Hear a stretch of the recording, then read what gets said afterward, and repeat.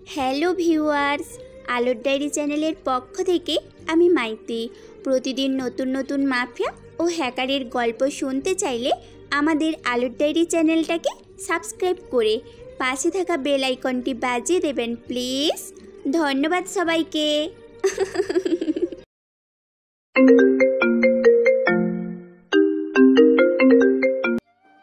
আজ ৫ বছর পর বাড়িতে পা রাখতেই পায়ের কাছে কাউকে মুখ থুবড়ে পড়তে দেখে থমকে গেল শুভ্র, সাথে ২ পা পিছিয়ে গেল। এই মেয়েকে না বলছি আমার সামনে না আসতে, ওকে আমার সহ্য হয় না। ও কি চায় আমিও আমার ছেলের সাথে মরে যাই? বেঁচে আছে ভালো লাগছে না ওর? আমার ছেলেকে খেয়ে শেষ করে ও শান্তি হয়নি? ওর মতো অলক্ষী অপয়া মেয়ে যেন এই বাড়িতে পা না রাখে কখনো। বিয়ে হতে না হতেই আমার ছেলেটাকে মেরে ফেললো। ওর জন্য হয়েছে সব, শুধু ওর জন্য। ভিতর থেকে চিৎকার করে বলে উঠল এক ভদ্র মহিলা। বাড়ির সবাই দৌড়ে বাহিরে আসলো। অভ্র এখনো থমথমে মুখে তাকিয়ে আছে পায়ের দিকে। ধবধবে সারা শাড়ি, গায়ে জড়ানো চুলগুলো এলোমেলো, গাল মাথা থুতনি থেকে তরল রক্ত ছড়িয়ে পড়ছে। দেখেই মনে হচ্ছে কেউ প্রচুর মেরেছে। বাড়ি থেকে বেরিয়ে আসলো মেজ বউ শাইলা সিদ্দিক। দরজার সামনে অভ্রকে দেখা মাত্রই পা থমকে গেল। উনি কি ভুল দেখছেন? অভ্র এখানে কেন, তাও এত বছর পর? শাইলা সিদ্দিকি ভুলেই গেলেন কেন দৌড়ে এসেছিলেন। অভ্র আস্তে করে হাঁটু গেড়ে মেয়েটার সামনে বসলো। সাথে চোখে মেয়েটার মাথা তুলে আশেপাশে তাকানোর চেষ্টা করলো, অথচ শরীর এতটাই দুর্বল যে চারপাশে অন্ধকার হয়ে আসলো। সামনে ঝাপসা কারো অবয়ব দেখেই জ্ঞান হারালো। শাইলা সিদ্দিকের হুঁশ ফিরল। উনি দৌড়ে মেয়েটার কাছে এসে বললেন, জবা, এই জবা, জবা। অভ্র শাইলা সিদ্দিকির দিকে তাকিয়ে বলল, মেজমা, এই মেয়ে কে? শাইলা সিদ্দিকি অভ্রের গালে হাত রেখে বলল, অব্র বাবা, তুই এখানে কখন আসলি? আর কাউকে কিছু বলে কেন আসলিনি? আস্তে আস্তে বাড়ির ছোট বউ দাদিমা বের হয়ে আসলো। পেছনে পেছনে বাড়ির কাজের লোকগুলো উকি দিল। হয়ে কারো সাহস হলো না সামনে আসার। সবাই যেন অভ্রকে দেখতেই ব্যস্ত হয়ে পড়ল। ছোট বউ শালীন দৌড়ে গিয়ে খবর দিল, বড় দিদি, আমাদের অভ্র এসেছে গো। এই বাড়ির বড় বউ কুলসুম বেগম, 2 ছেলে। ছেলে আফিজ মাহমুদ, দ্বিতীয় ছেলে অভ্র চৌধুরী। অভ্র এসে অভ্র এসে শুনেই উনি রুম থেকে বের হয়ে সিঁড়িতে গিয়ে থমকে গেলেন। সব্রের কোলে সাদা শাড়ি পরিহিত নারীকে দেখে বুঝতে বাকি নেই এটাকে। অভ্র সুপায় ওকে রেখে মেজো মায়ের দিকে তাকিয়ে আবার জিজ্ঞাসা করল, এই মেয়ে কে মেজাম্মু? শাইলা সিদ্দিক ছলছল চোখ মুছে অভ্রের দিকে তাকিয়ে বলল, তোর বড় ভাইয়ের বউ জবা। অভ্র আবারও একবার অবাক হলো। ভাই কখন কবে বিয়ে করলো? মাথায় হাজারটা প্রশ্ন ঘুরপাক খেল। জবার দিকে তাকিয়ে বলল, রক্ত চাবা? বাড়ির ছোট ছেলে বাড়ি ফিরছে, এই আনন্দে দাদি যান বিশাল আয়োজন করলেন। আজ একবার সেই বাড়িতে প্রায় মৃত হয়ে পড়েছে বাড়ির প্রতিটা সদস্য। শুভ্র ফ্রেশ হয়ে ওর মায়ের কোলে মাথা রেখে শুয়ে আছে। বাড়ির ছোট বউ শার্লিন শাড়ির আঁচল ঘোরাতে ঘোরাতে কুলসুম বেগমের ঘরে উকি দিয়ে বলল, বড় দিদি, অভ্র বাবা আর তোমাকে শাশুড়ি আম্মা নিচে ডাকছে। কুলসুম বেগম অভ্রর দিকে তাকিয়ে বলল, তুই যা, আমরা আসছি। শার্লিন বাড়ির ছোট বউ, ওনার স্বামী পুলিশ অফিসার। সন্তান বলতে একটা মেয়ে বেলি। বেলি এইবার কলেজে পড়ে। মা মেয়ে একসাথে দাঁড়ালে লোক কম্পিটিশনে পড়ে যাবে এরা সমবয়সী বোন নাকি মেয়ে। অবশ্য সবাই বলে তাদের দেখতে বোনের মতোই। শার্লিনের বয়স তেমন বেশি না, গরিব ঘরের মেয়ে হয়, অল্প বয়সে বিয়ে দিয়ে দিয়েছে। দেখতেও অনেক সুন্দরী, তবে ওনার একটা গুণ হলো উনি এখানের প্যাচ ওখানে লাগাতে বেশ ভালো পারেন। একজনের সাথে অন্যজনের ঝগড়া লাগিয়ে বসে বসে মজা দেখায় ওনার প্রতিদিনের কাজ। অভ্র বাড়িতে আসার পর থেকে খেয়াল করছে বাড়িটা খুব শান্ত শিষ্ট হয়ে গেছে, কারো কোনো সারা শব্দ নেই। বাড়ির বাকি লোক কোথায়? অভ্র নিচে এসে এত খাবার দেখে অবাক হয়ে বলল, এত কিছুর কি প্রয়োজন ছিল সুইটার? অভ্রর দাদি যান ওর গালে হাত রেখে বলে উঠল, আমাদের চোখের মনি ফিরে এসেছে, তার জন্য এইটুকু করব না? অভ্র মুচকি হেসে বলে উঠল, বাকি সবাই কোথায়? কাউকে দেখছি না। বাড়ির মেজো বউ শাইলা সিদ্দিকী অভ্র প্লেটে খাবার বেড়ে দিয়ে বলল, আয়ন তো নিজের অফিসে আর বেলি কলেজে, একটু পর চলে আসবে। অভ্র খাবারের প্লেট হাত বুলিয়ে বলে উঠল, আর আসিফ ভাইয়া? সাথে সাথে সবার মুখ বন্ধ হয়ে গেল। মনে হলো অমাবস্যা নেমে এসেছে। কি হলো? কুলসুম বেগম সোফায় বসে বসে বলে উঠলেন, আগে খাবার শেষ করো, তারপর না হয় উত্তর দিচ্ছি। অবশ্য একবার জবার কথা জিজ্ঞাসা করতে গিয়েও থেমে গেল। তারপর আবার শায়লা সিদ্দিকের দিকে তাকিয়ে বলল, মেজমা, ওই মেয়েটা যেভাবে মেডিসিন আর মলম লাগিয়ে দিতে বলেছিলাম, দিয়েছিলে? শায়লা সিদ্দিক একবার কুলসুম বেগমের দিকে তাকিয়ে আর একবার অব্রের দিকে তাকালো। অব্র উত্তেজনার জন্য তাকিয়ে আছে। শায়লা সিদ্দিক আস্তে করে বলল, হুম। যদিও এটা মিথ্যা কথা। কুলসুম বেগম কাউকে জবার রুমে ঢুকতেই দেয় না। ও যন্ত্রণায় কাতরাতে কাতরাতে মারা যায়, যেভাবে একজন মায়ের বুক থেকে ছেলেকে কেড়ে নিয়েছে। অব্র খাওয়া শেষ করে মায়ের সামনে বসে আছে। অব্র দাদি জানো পাশে। শায়লা সিদ্দিক সবকিছু গুছিয়ে এসে বসল। শারলিন বেলুনি ঘোরাচ্ছে। কুলসুম বেগম ছেলের হাত নিজের হাতে নিয়ে বলে উঠল, আজ 3 মাস তুমি বাড়িতে একটা কল দাওনি, মনে আছে? লাস্ট কবে কল দিয়েছিলে? অব্র মায়ের দিকে তাকিয়ে বলল, আম্মু, তুমি তো জানো। শুধু তুমি কেন, বাড়ির সবাই জানে আমি কেন কল দেইনি। আমার ডাক্তারের লাস্ট কোর্স ছিল 3 মাস। আর এই 3 মাস আমাকে সবকিছু থেকে দূরে থাকতে হয়েছে। মোবাইল টোটালি বন্ধ ছিল। কুলসুম বেগম ছেলের দিকে তাকিয়ে বলল, জানি 2 মাস আগে তোমার বড় ভাই আসিফ কোনো এক কাজে আমাদের গ্রামের বাড়িতে গিয়েছিল আর ফিরে এসেছিল সাথে বউ নিয়ে। অব্র অবাকের উপর আজ অবাক হচ্ছে। আসিফ তো মায়ের বাধ্য ছেলে ছিল। মা যা বলতো তাই করতো। মায়ের কথা ছাড়ে কখনোই কিছুই করতো না। এমন কি হয়েছিল যে মাকে না বলে বউ নিয়ে এসেছিল? হঠাৎ কুলসুম বেগম উত্তেজিত হয়ে গেলেন। হেলোমেলো কথায় বলে উঠলেন, এই মেয়ে আমার ছেলেকে শেষ করে ফেলেছে অভ্র, আমার আসিফকে শেষ করে ফেলেছে। ও খুনি, ওর জন্য, শুধুমাত্র ওর মতো অলক্ষীর জন্য আজ আমার ছেলে আমাদের ছেড়ে অনেক দূরে চলে গেছে। আমরা ওর লাশটাও পাইনি। তোমার বাবা মারা যাওয়ার পর আমি নিজের হাতে তোমাদের লালন পালন করে বড় করেছি, কখনো কষ্ট বুঝতে দেইনি। আজ একটা মেয়ে আমার সব কিছু, আমার ছেলেকে শেষ করে দিল। আমি মেনে নিতে পারছি না অব্র। আমার আসিফকে এনে দাও অব্র, ওকে বলো এনে দিতে। কুলসুম বেগম কাঁদতে কাঁদতে অসুস্থ হয়ে পড়লেন। শায়লা সিদ্দিক আর শারলিন ওনাকে রুমে নিয়ে গেলেন। অব্রুর মায়ের কন্ডিশন দেখে কি বলবে ফুরে গেল। সে নিজেও একজন হার্টের ডক্টর। বলা যায় শহরের সবচেয়ে বড় ডাক্তারদের মধ্যে অব্র ফার্স্ট পজিশনে আছে। কি রিয়াকশন করবে ভুলে গেছে। আজ 3 মাসে এত কিছু হয়ে গেল। ওর ভাই আর নেই, লাশ খুঁজে পাইনি। অব্র চুলগুলো টেনে ধরে সোফায় বসে রইল। দাদিজান বলতে শুরু করলো আসলে কি হয়েছিল।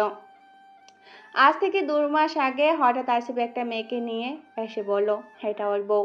আসিফের বউ নিয়ে অনেক স্বপ্ন ছিল কুলসুম বেগমের। এমন বাধ্য ছেলের অবাধ্য কাজ উনি কিছুতেই মেনে নিতে পারছিলেন না। কিছুতেই এই মেয়ে উনি মেনে নেবেন না। এতভাবে জিজ্ঞাসা করা হলো আসিফকে, এই মেয়ে কে, বাড়ি কোথায়, কোন বংশের। সবকিছু আসিফের একটাই উত্তর ছিল, ওর পরিচয় বংশ এখন সবকিছু আমি। হে মেয়েকেও জিজ্ঞাসা করে কিছু বের করা যায়নি। কুলসুম পছন্দ করতে না বলে সারাদিন রুমে বন্দি হয়ে থাকে, কারোর সাথে কথা বলে না। 1 মাস এভাবে গেল। আস্তে আস্তে সবার সন্দেহ বাড়তে শুরু করলো। কোনো না কোনো কাহিনী তো এর আড়ালে লুকিয়ে আছে, কিন্তু সেটা কি? তোর মেজো মায়ের ছেলে তো আয়ন পুলিশ। আয়নকে বলা হলো গ্রামে ভালো করে খোঁজ নিতে। আয়ন খোঁজ নিয়েছিল, তবে কিছুই পায়নি। এইটুকু বুঝেছিল এই মেয়ে গ্রামের কেউ না, তাহলে থাকে কোথায়। একদিন সকালে আসিফ অফিসের উদ্দেশ্যে বেরিয়ে গেল। যাওয়ার আগে জবার কপালে চুমু দিয়ে জড়িয়ে ধরেছিল। তারপর আর ফেরা হয়নি ওর ঘরে। মাঝ রাস্তায় একটা অ্যাক্সিডেন্ট হয়, পাহাড় থেকে নিচে পড়ে অনেক খোঁজেও লাশ পাওয়া যায়নি। এই মৃত্যুর জন্য কুলসুম জবাকে দোষী করে। ওর মনে হয় জবার জন্য আজ আসিফ নেই। আজ সকালে কুলসুম উত্তেজিত হয়ে জবাকে মেরেছে। মেয়েটি প্রতিদিন কুলসুমের হাতে এত মার খেয়েও টুঁ শব্দ করে না। ও কান্নাও করে না, কেমন পাথরের মতো শুধু তাকিয়ে থাকে। আসিফের মৃত্যুর কথা শুনেও এমন পাথরের মতো হয়েছিল। দাদিজানের মুখে এইসব শুনে শুভ্রের চোখ জ্বালা করছে। চোখের সামনে আসিফের সাথে কাটানো হাজারো স্মৃতি ভেসে উঠছে। সে আর 1 মিনিটও বসে থাকে না, নিজের রুমে চলে আসে। শব্দ করে লাগিয়ে দিল দরজা। অন্ধকার এক রুমে জ্বরে কাতরাচ্ছে জবা। ফর্সা মুখটা কেমন লালচে হয়ে গেছে, চুলগুলো মাটিতে গড়াগড়ি খাচ্ছে। কুলসুম বেগমের আদেশ ওর রুমে যেন কেউ প্রবেশ না করে। কুলসুম বেগম বাড়ির বড় বউ হওয়ায় সবাই ওনাকে অনেক মানেন, ভয়ও পান। ভীষণ রাগী মহিলা, পুরো বাড়িটাকে আগলে রেখেছেন। ঘর সামলে এত বড় চৌধুরী ইন্ডাস্ট্রিও উনি সামলান। পা টিপে টিপে কেউ একজন আশেপাশে তাকিয়ে জবা রুমে প্রবেশ করে, ভেতরে দিয়ে দরজা লাগিয়ে দিল। জবা অনেক কষ্টে চোখ খুলে বলে উঠল, কে এখানে? জবা ঝাপসা চোখে অন্ধকার রুমে কারো পায়ের শব্দ পেতেই বলে উঠল। কে কে এখানে?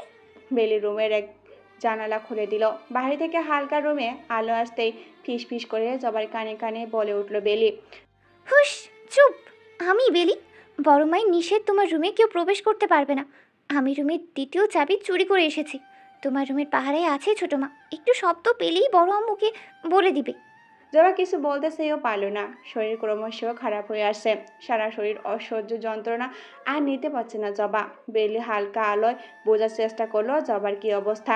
গায়ে হাত দিতে দিতেই বলল, তোমার আর আমার মধ্যে একটা মিল, কি জানো সেটা? আচ্ছা আমি বলি, আমাদের মধ্যে মিল হলো আমাদের দুজনের নাম ফুলের নাম। জবার গায়ে হাত দিতে দিতেই বেলি চমকে উঠল, গা জ্বরে পুড়ে যাচ্ছে। বেলি দ্রুত পানি এনে মাথায় ঢালতে শুরু করলো। কিছু সময় যেতেই বেলির চিন্তা বাড়তে শুরু করলো। জবার গালে চাপড় দিতে হালকা করে ডাকতে শুরু করলো। জবার শ্বাস চলছে, হুঁশ নেই। বেলি কি করবে বুঝতে পারছে না। রুম থেকে বের হয়ে দ্রুত 2 তলায় দক্ষিণ পাশের রুমটায় গিয়ে ধাক্কা দিল। রাত তখন প্রায় 3টা বাজে। দ্বিতীয়বার ধাক্কা দেওয়ার আগে রুমের দরজা খুলে গেল। সামনে এসে দাঁড়ালো অভ্র। এখনও সন্ধ্যায় সার জড়ানো, চোখ অসম্ভব লাল হয়ে আছে, চুলগুলো এলোমেলো হয়ে কপালের উপর লেপ্টে আছে। বেলি অভ্রকে দেখে পিছন দিকে ফিরে বুকে হাত রেখে লম্বা লম্বা শ্বাস নিয়ে নিজেকে হুঁশে আনার চেষ্টা করলো। এই একটা মানুষ যে বেলির সামনে আসলেই বেলি কথা বলতে ভুলে যায়, মাঝে মাঝে শ্বাস নিতেও ভুলে যায়, আটকে যায় বুকের পাশে। অভ্র গম্ভীর কণ্ঠেই বলে উঠল, এত রাতে দরজা কেন ধাক্কাচ্ছিস? বাসায় যখন আছি সকালেও তো কথা বলা যেত। অভিমানে ভার হয়ে গেল বেলির মন।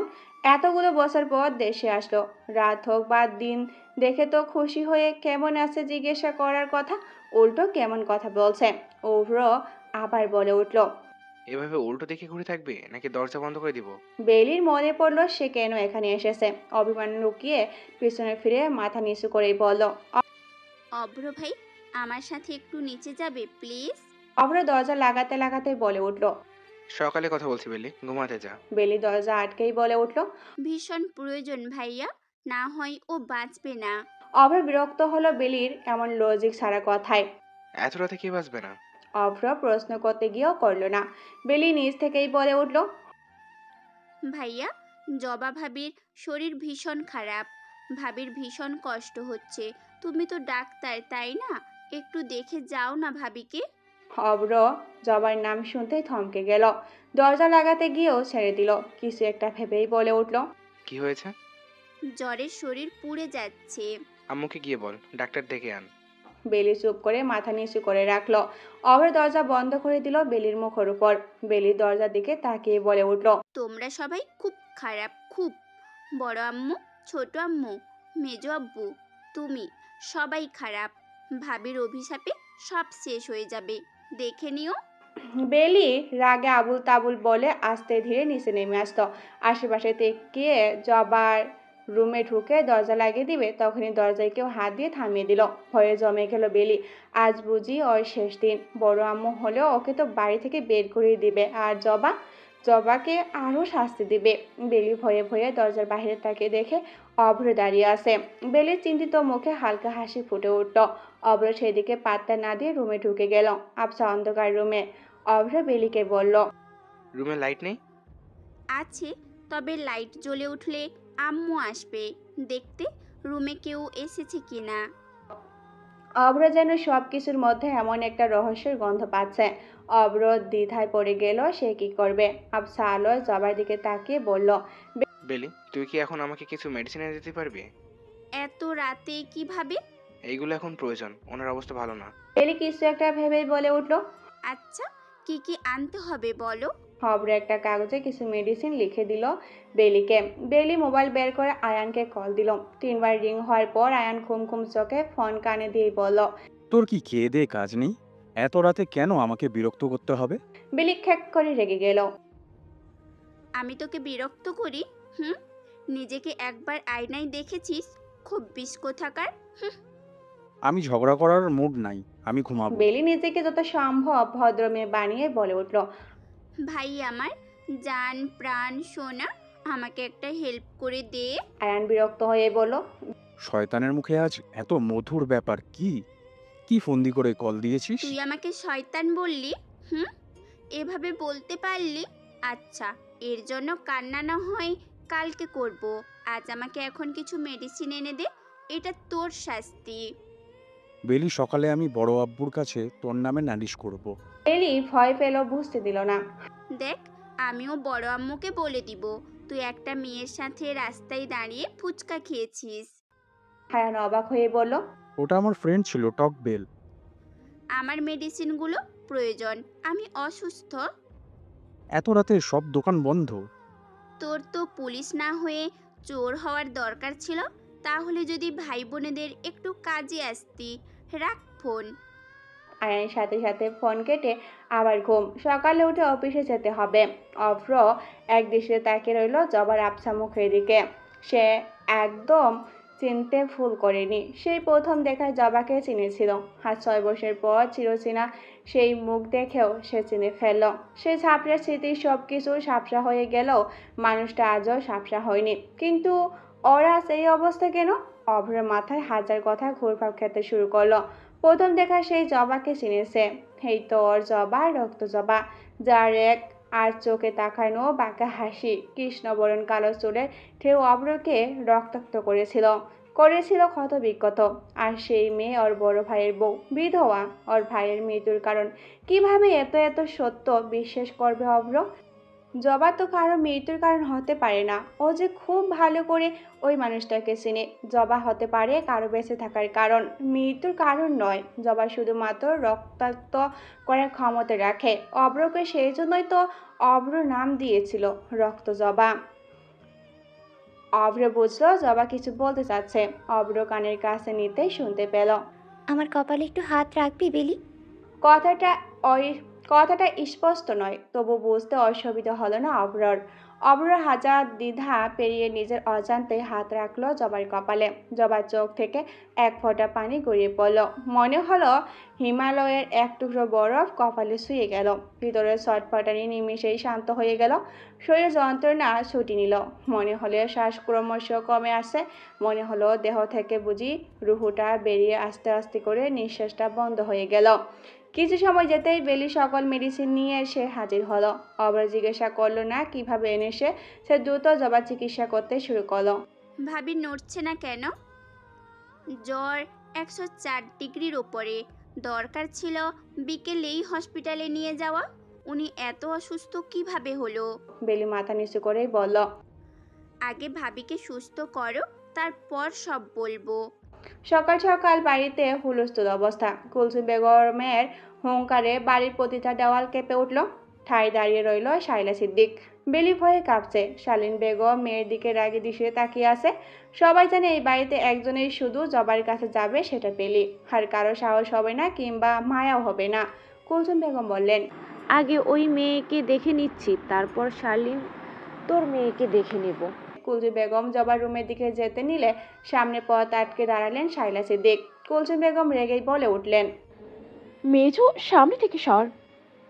বড় ভাবি, এখানে তুমি নিষ্পাপ মেয়েটার কোনো দোষ নেই। আমি সবসময় সবার রাগ ওর উপর কেন দেখাও? এখন কি আমার তোকে জবাবদিহি করতে হবে? প্রয়োজন হলে তাই। এখানে আমাদের যেমন অধিকার, ওরও অধিকার আছে। আমাদের শ্বশুর বাড়ি, ওরও শ্বশুর বাড়ি। পার্থক্য শুধু আমাদের মাথার উপর স্বামী নামক ছায়া আছে, আর ওর নেই। তুমি তো জানো আসিফ জবাকে কতটা ভালোবাসতো। আসিফ আমাদের মাঝেই নেই। দূর থেকে ওর ভালোবাসার মানুষের এমন কষ্ট দেখলে যে ও নিজেও কষ্টে থাকবে। কুলসুম বেগম শান্ত কণ্ঠে বলে উঠল। এতই ওর কষ্ট বুঝলে নিজের ছেলেকে দিয়ে রেখে দে। আমি আজও ওকে এই বাড়ির বউ মানি না, আর কখনো মানব না।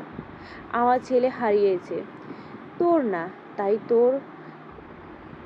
তাই তুই আমার কষ্ট বুঝবি না? পারলে নিজের ছেলেকে দিয়ে রেখে দেখা। শাইলা সিদ্দিক চুপ করে রইলেন। কুলসুম তাচ্ছিল্যের হাসি দিয়ে বলে উঠল, কি হাওয়া ঠুস? আমার কষ্ট বুঝতে হলে আমার পরিস্থিতি দাঁড়াতে হবে। কুলসুম শাইলা সিদ্দিককে সরিয়ে জবার রুমের দিকে যেতে নিলে পিছন থেকে শাইলা সিদ্দিক বলে উঠল, আর এক পা এগিয়ে ওই ঘরের দিকে যাবেন না ভাবি। ঠিক বলেছেন, আপনার পরিস্থিতিতে যেতে হবে। আমি আমার আয়ানের সাথে জবাব বিয়ে দেব। আজ এই মুহূর্ত থেকে জবা আমার ছেলের হবু স্ত্রী। আপনি কিংবা অন্য কেউ ওর শরীরে কেন ওর রোমে আঘাত করার দুঃসাহস দ্বিতীয়বার করবেন না। আমি সজ্ঞানে বলছি, আমার আয়ানের সাথে জবার বিয়ে দেব। রুমে কারোর মুখে কোনো কথা নেই। সবাই তাজ্জব হয়ে তাকিয়ে আছে শাইলা সিদ্দিকের দিকে।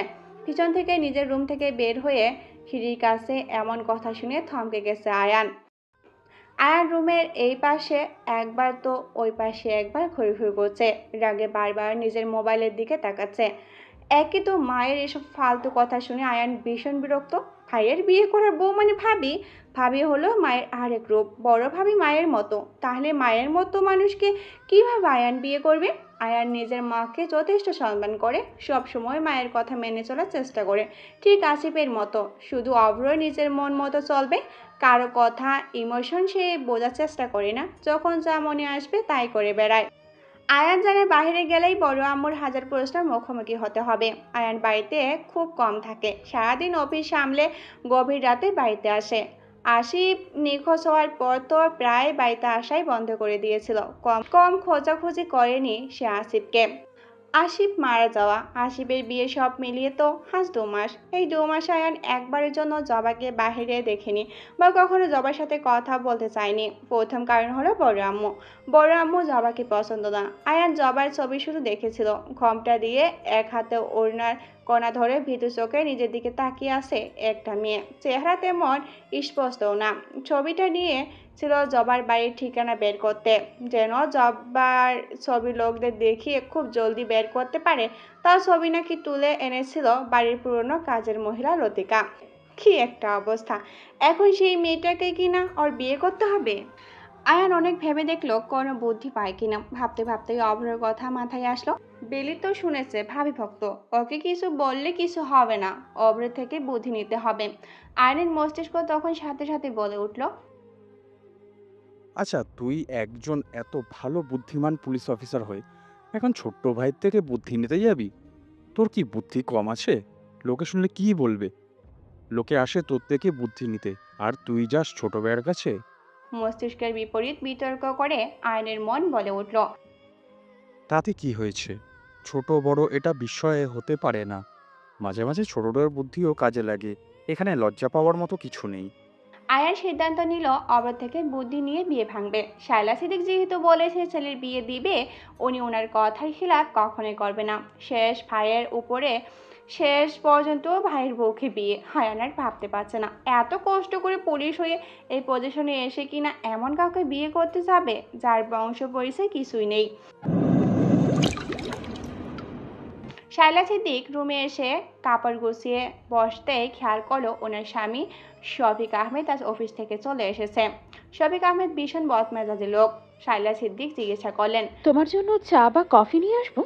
শফিক আহমেদ কোনো জবাব দিলেন না। শায়লা সিদ্দিক, কি হয়েছে? কথা বলছো না কেন? কিছু কি হয়েছে? শরীর খারাপ? অফিস থেকে চলে আসতে যে আর কখন আসতে? সাহেব ঠান্ডা কণ্ঠেই বলে উঠল, দিন দিন দেখছি তোমার সাহস বেড়ে যাচ্ছে। আজও বড় ভাবির সাথে ওই রাস্তার মেয়ের জন্য ঝগড়া করে ছেলে। কণ্ঠটা শান্ত ঠান্ডা হলেও শায়লার বসতে বাকি নেই এই ঠান্ডা কণ্ঠের পেছনে কতটা ভয়ঙ্কর কিছু লুকিয়ে আছে। শায়লা সিদ্দিক মাথা নিচু করে আমতা আমতা করে বলল, হয়েছে কি বড় ভাবি, জবাকে। চুপ! এই মেয়ের নাম আমি বলেছি আমার সামনে যেন কেউ কখনো না নেয়। তোর এত বড় সাহস, তুই আমার ছেলের সাথে ওই রাস্তার মেয়ের বিয়ে ঠিক করিস? শায়লা সিদ্দিক স্বামীর হুঙ্কারে কেঁপে ওঠেন। কেঁপে উঠছে যেন পুরো বাড়িটা। ছেলে তো আমারও, তাই না? আসিফ এই পর্যন্ত রাগ কন্ট্রোল করতে না পেরে শায়লা সিদ্দিকের চুলের মুঠো ধরেই বলল, তুই আমার মুখে মুখে কথা বলার সাহস কোথায় পেয়েছিস? ওই রাস্তার মেয়ের প্রতি তোর এত দরদ কোথায় থেকে আসে? আজ এই মেয়েকে বাড়ি থেকে বের করছি আমি, আর তোর সাহস কিভাবে কমাতে হয় আমার খুব ভালো করে জানা আছে। শায়লা সিদ্দিকের কি হলো জানা নেই। আজ এই প্রথম তিনি স্বামীর হাত ধাক্কা দিয়ে ছুটিয়ে দিলেন। ভালোবাসার বিয়ে ছিলেন তাদের। 4 বছর লুকিয়ে প্রেম করে পালিয়ে বিয়ে করেছিল। আজও তার পরিবার এই বিয়ে মেনে নেননি। শফিক আহমেদকে শায়লা সিদ্দিক পরিবারের কারো পছন্দই ছিল না। বিয়ের আগে উনি মদ জুয়া নেশা করে বেড়াতেন, অথচ শায়লা সিদ্দিক এই খারাপ লোকটারই প্রেমে এমনভাবে অন্ধ হয়ে গিয়েছিল, কারো কথা না শুনে পালিয়ে এসেছিল। বিয়ের 1 বছর সব ঠিক ছিল, হঠাৎ করে শফিক নিজের আসল রূপে বেরিয়ে আসলো। কখনো এই মেয়ে কখনো ওই মেয়ের সাথে সময় কাটিয়ে রাত করে বাড়ি ফিরত। শায়লা সিদ্দিক কিছু জিজ্ঞাসা করলেই মারধর শুরু করত। তার কিছুদিন পর থেকে বড় ভাবি কুলসুমের সাথে শায়লার টুকটাক কথা কাটাকাটি ঝামেলা হতে শুরু করলো। শফিক যেন আরো হিংস্র হয়ে উঠল।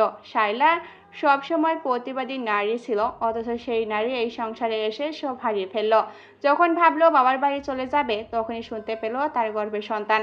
তাও সে শফিকের এত অত্যাচার সহ্য করতে না পেরে একবার চলে গিয়েছিল। বাবা মা মেনে নিয়েছিল, শুধু শর্ত দিল গর্ভের সন্তান নষ্ট করে ফেলতে হবে। মা হয়ে সন্তান কিভাবে নিজ হাতে খুন করবে, কিভাবে পৃথিবীর আলো না দেখেই কবর দিয়ে দিবে। শায়লা আরো ডিপ্রেশনে চলে গেল, নিজেকে শেষ করতে গেল বারবার, কিন্তু বারবার সে ব্যর্থ হলো। ফিরে আসলো শফিকের কাছে, প্রতিবাদী নারী হয়ে গেল, একদম চুপচাপ আর শান্ত। শায়লা সিদ্দিক স্বামীর দিকে আঙ্গুল তুলেই বলে উঠল, অনেক হয়েছে, অনেক সহ্য করেছি। আমার সাথে যা ইচ্ছা করে সাহস পেয়েছো বলে ভেবো না ওই মেয়ের সাথে করেও পার পাবে তোমরা। আমার ছেলে আমি 10 মাস 10 দিন গর্ভে রেখেছি, তাকে তো তুমিও শেষ করার জন্য আমাকে কম টর্চার করনি। তবুও আমি তাকে এই পৃথিবীর আলো দেখিয়েছি।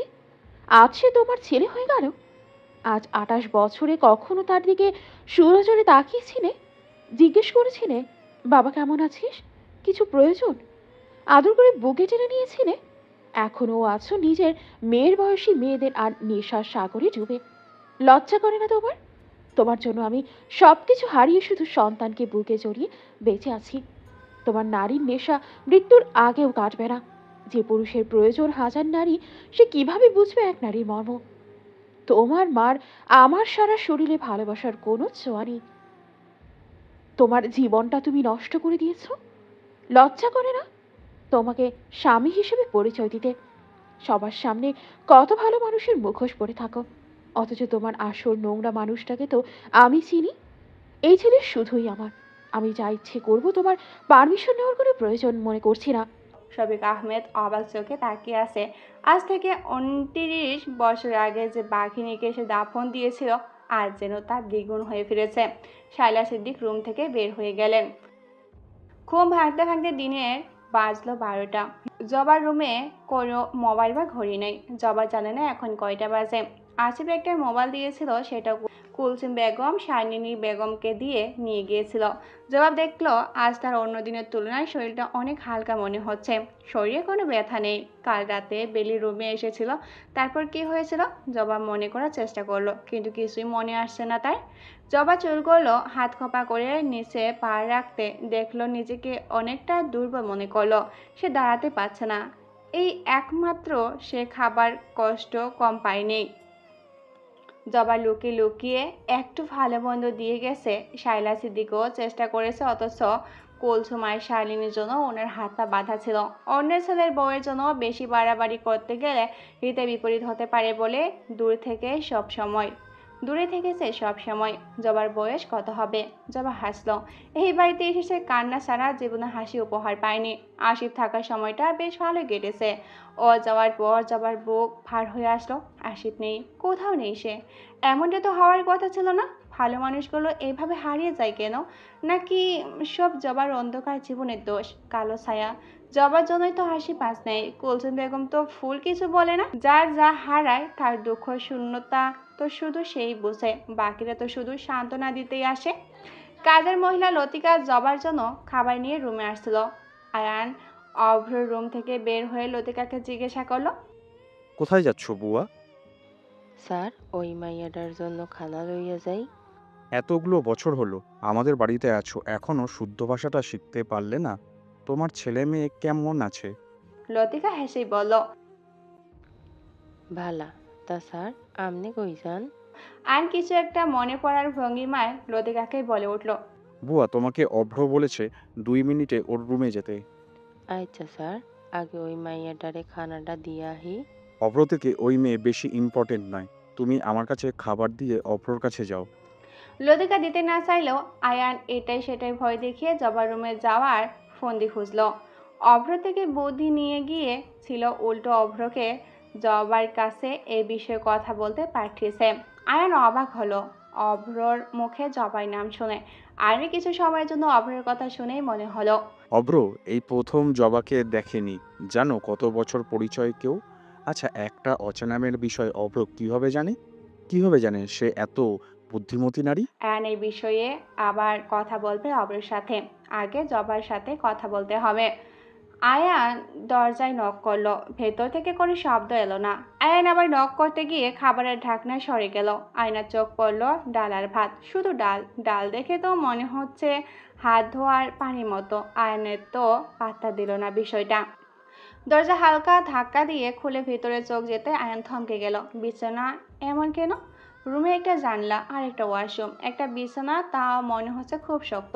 আয়ান খাবার বিছানার উপরে রাখতে ওয়াশরুমের দরজা খুলে বেরিয়ে আসলো সাদা শাড়ি পরা, চুল হাত খোপা করা, হাতে কানে গলায় নাকে কিছু নেই, মুখের এক পাশে কালচে হয়ে আছে, কপালটা কাটা। আয়ানের হঠাৎ শ্বাস নিতে কষ্ট হলো, বারবার কয়েক চোখ পাপড়ি ফেলে অন্যদিকে ফিরে গেল। নিজের রুমে এমন লম্বা পুলিশের ড্রেস পরা লোক দেখে ভয়ে জমে গেল জবা। আয়ান আবার পিছনে ফিরে জবার দিকে তাকালো। জবার ভয়ার্তক মুখ দেখেই বলল, ভয় পাবেন না ভাবি, আমি আপনার ছোট দেবো। জবার ভয় কাটলো না, ভয়ে ভয়ে বলে উঠল, এখানে কি? আয়ান হাসার চেষ্টা করেই বলল, কথা ছিল আপনার সাথে। জবা এখনো এক পা ওয়াশরুমের ভিতরে দিয়ে দাঁড়িয়ে আছে। আপনি ওয়াশরুম থেকে বেরিয়ে এসে দাঁড়ান, বেশি না 5 মিনিট নিচ্ছি।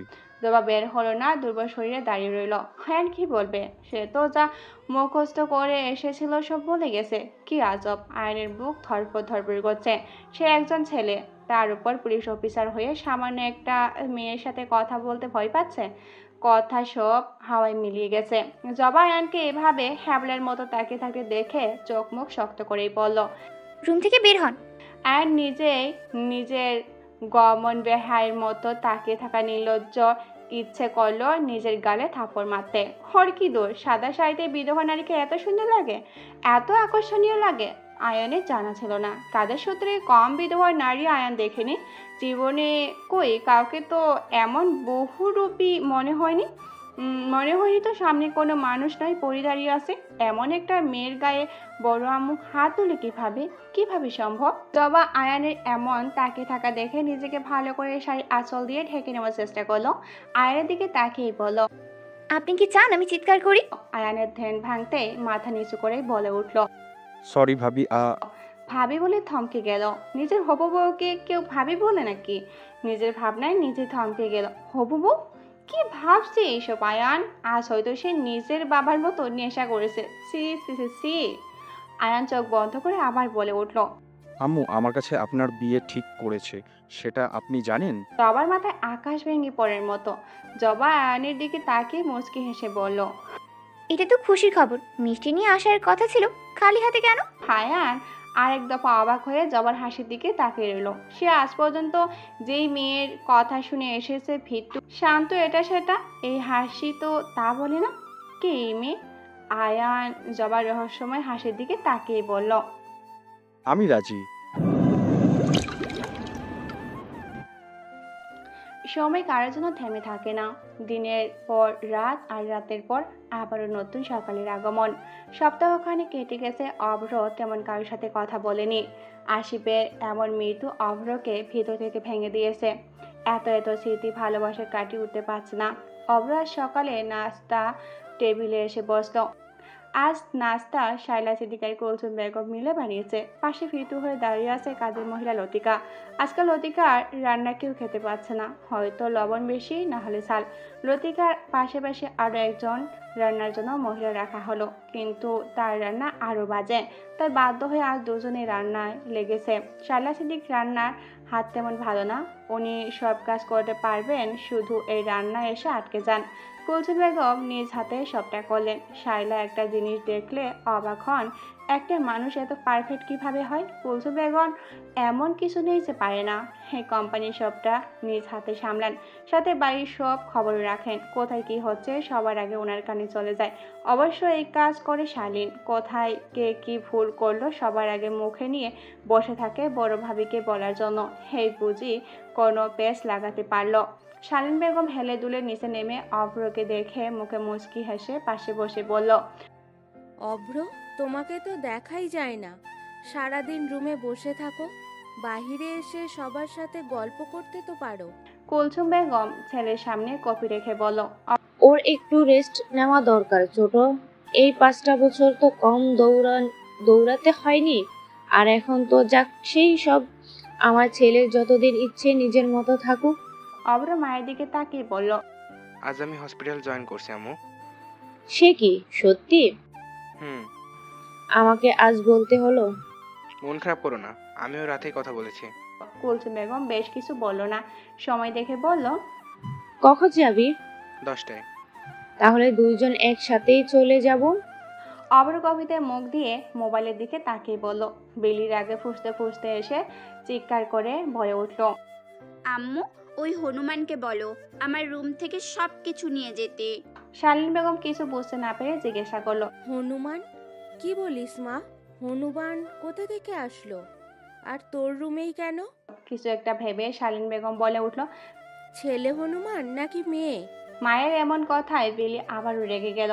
এমন একটা সময় মা এভাবে প্রশ্ন করছে। এই বাড়িতেই তো একটাই হনুমান আছে, তারপরও তুমি আমাকে কিভাবে জিজ্ঞেস করছো বলো? শাইলা সিদ্দিক রান্নাঘর থেকে বের হয়ে বললেন, কি হয়েছে বেরি?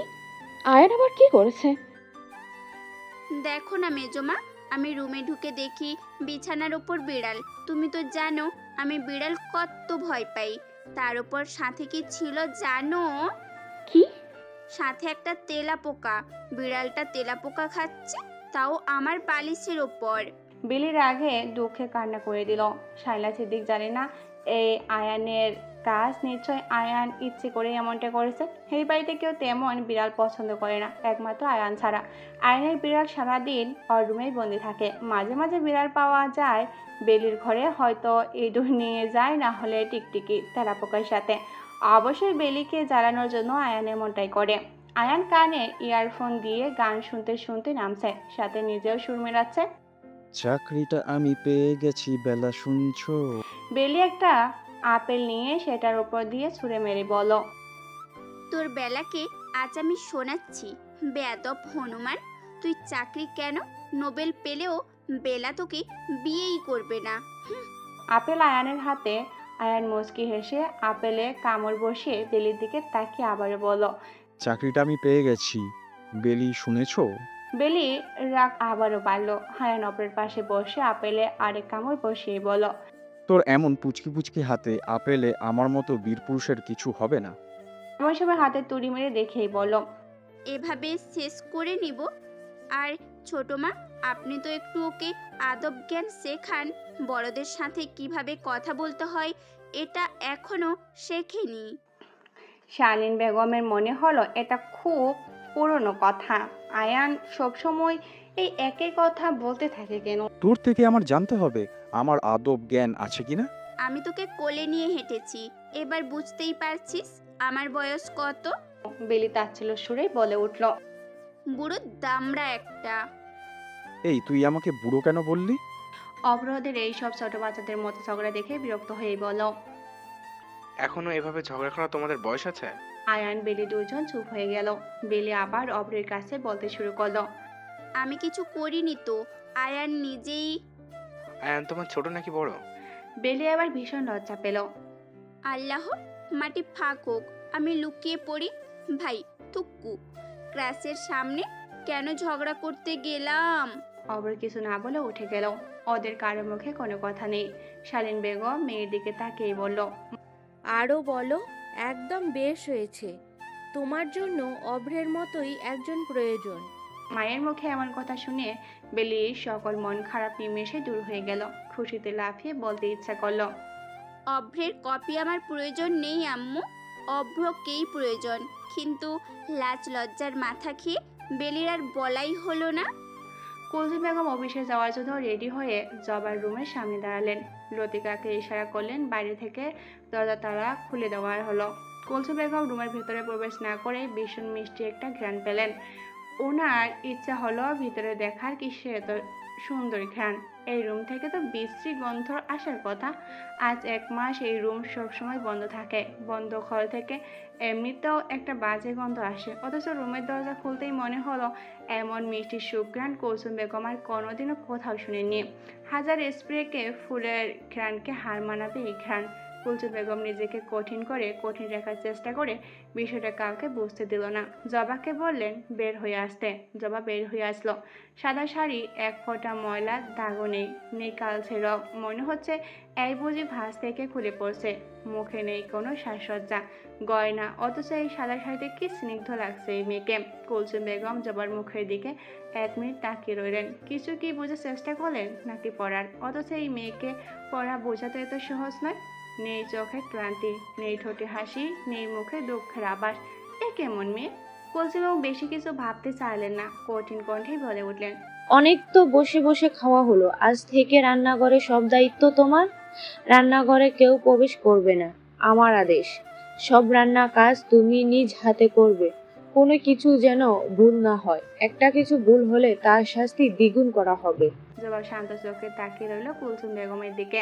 কুলসুম বেগম চলে যেতে আয়ান জবার সামনে এসে বলল, অনেকদিন পর দেখা হলো, 1 সপ্তাহ হবে। জবা কিছু বলল না। আপনি ভাবে তাকিয়ে কেন আছেন? বড়ম্মু কিছু বলেছে? ওই দিন কিন্তু আমি উত্তর পাইনি। ওই দিন আয়ান প্রশ্ন করেছিল, আপনি রাজি? এর বিপরীতে জবা বলেছিল, আপনার বিড়ালটা সুন্দর তবে ভয়ঙ্কর। আয়ান অবাক হয়ে পিছনে ফিরে দেখলো হর বিড়াল জবার রুমে চলে এসেছে। আয়ান বিড়ালকে আদর করে হানি বলে ডাকে। আপনি আমার বিড়ালকে চিনেন? জবা বিড়ালটার দিকে তাকিয়ে বলল, আমি এই বাড়ির প্রতিটা জিনিস সম্পর্কে জানি। আয়ানের কিছু বলার আগে লতিকা চলে এসেছিল। আয়ানের ইচ্ছা থাকলেও লতিকার এমন শিকারী চাহনি দেখে কথা না বাড়িয়ে চলে এসেছিল। তারপর অবশ্য আয়ান কম বাহানা খুঁজেনি জবার সাথে কথা বলার জন্য। লতিকা নিশ্চয় গিয়ে কুলসুম বেগমকে বলেছিল। কুলসুম বেগম তালা ঝুলিয়ে দিল দরজায়, আর সুযোগ হয়নি কথা বলার। আয়ান ভাবনা থেকে বের হয়ে জবাকে বলল, আপনি এমন রোবটের মতো সবসময় থাকেন কেন? আপনার সাথে আমার কিছু কথা ছিল, যদি বাইরে কোথাও বসে বলা হয় ভালো হবে। জবা আয়ানের কথার পিঠেই বলে উঠল, আমার বাইরে বের হওয়া নিষেধ। আমার সাথে বের হবেন? আপনি আমার হবু বউ স্ত্রী, সেটা সবাই জানে। জবা মনে মনে হেসে উঠল, মুখে সেই আগের মতো রেখেই বলল, আচ্ছা। আয়ান খুশি হয়ে মাথা চুলকেই বলল, তাহলে আজ? আপনার ইচ্ছে। জবা খুব ভালো করে জানে আয়ান হাজার চেষ্টা করলেও জবার বের হওয়া সম্ভব নয়। আয়ান নিজেই অফিসের উদ্দেশ্যে বের হতে নিয়েই বলল। বড় আম্মু কি বলেছে? জবা সোজাসাপটা উত্তর দিল। রান্নাঘরে দায়িত্ব। আয়ান বুঝতে পারল না। আয়ান চলে গেল। জবা নিজের রুমের দিকে গেল। দুপুরে রান্না নিশ্চয়ই সে করতে হবে। এই বাড়িতে এসে আজ 2 মাস হলেও রান্নাঘরে কখনো প্রবেশ করা হয়নি। জবা রুমে প্রবেশ করে দরজা বন্ধ করার সময় চোখ গেল সিঁড়ির দিকে। 1 মিনিটের জন্য মনে হলো ও চোখে ফুল দেখছে। চোখ কষলে আবারও দেখলো অব্র হসপিটালের জন্য রেডি হয়ে সিঁড়ি দিয়ে নামছে। সিঁড়ির শেষ মাথায় এসে এই নিষিদ্ধ ঘরের দিকে তাকালো। চোখে চোখ পড়তেই শ্বাস আটকে আসলো জবাই। ঠাস করে চোখের সামনে দরজা বন্ধ করে দিল।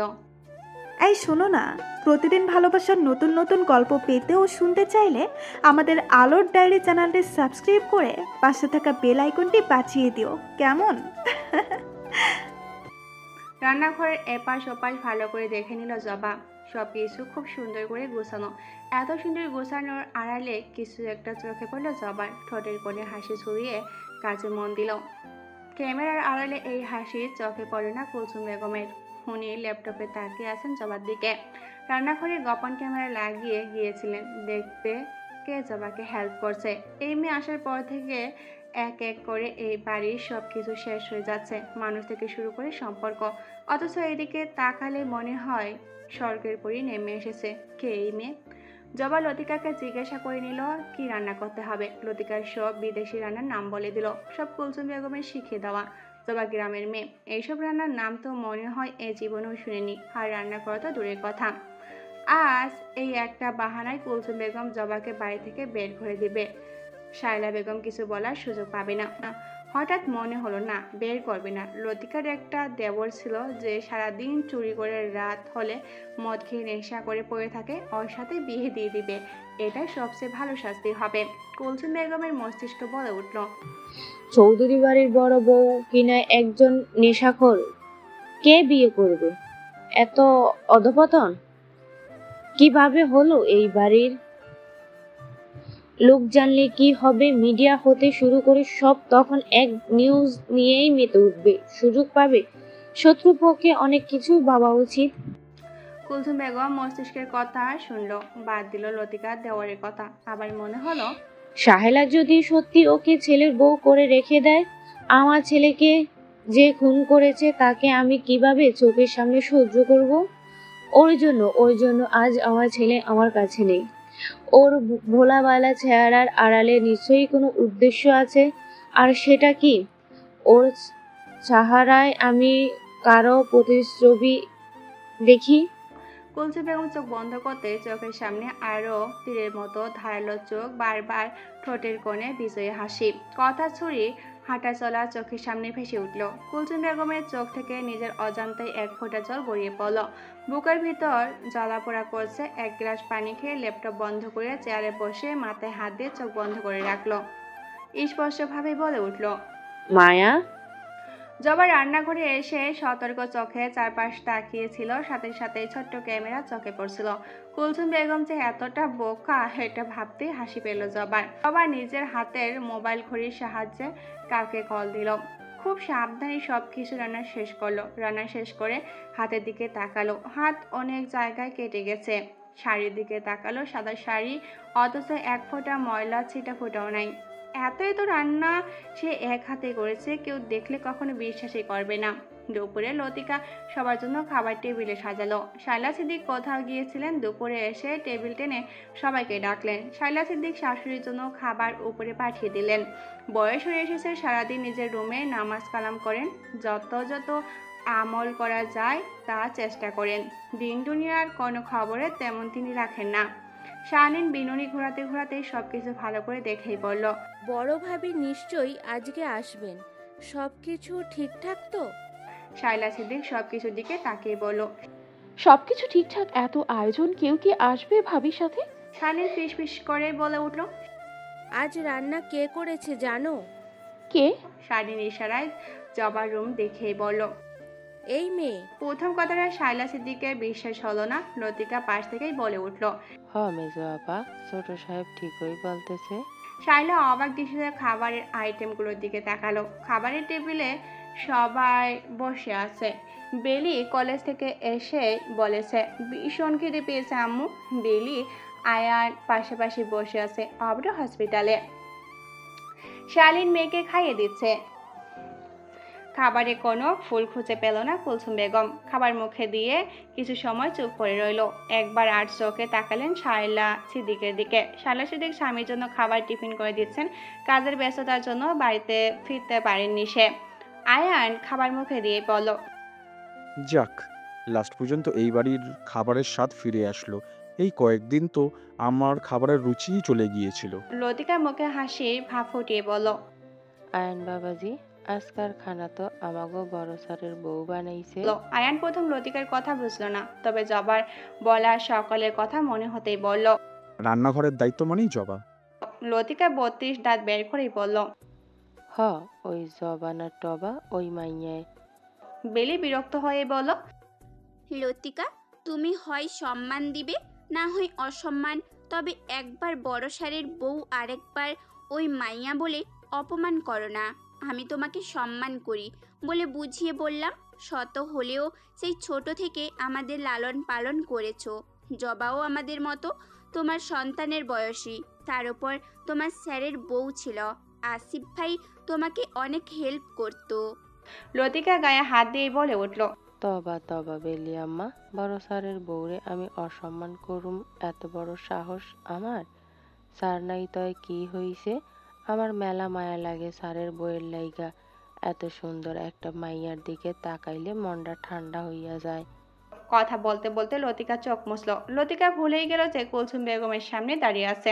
কুলসুম বেগম রাগে চোখে লতিকার দিকে তাকিয়ে আছে। লতিকা ভয়ে ভয়ে মাথা নিচু করে রাখলো। অব্র এসেছে অনেক রাত করে। আজ প্রথম দিন ওর উপর দিয়ে এত পেরা গিয়েছে।